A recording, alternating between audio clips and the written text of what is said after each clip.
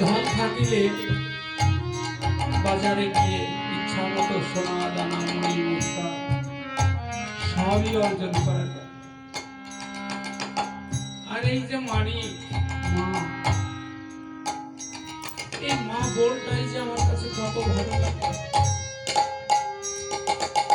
আমি যখন তামিলনাড়ু ডাক্তারি করতাম, দূরে ছিলাম তো ভাবতাম কি একটু বাড়িয়ে দে ভাই, ছোট শোনা যাচ্ছে আমার কাছে সামান্য। আমার এই জীবনে বুঝি মা বলা অনেক বাকি থেকে যাবে। কাছে থাকলে প্রয়োজনে হোক অপ্রয়োজনে হোক, ও মা আমি বাজারে যাচ্ছি।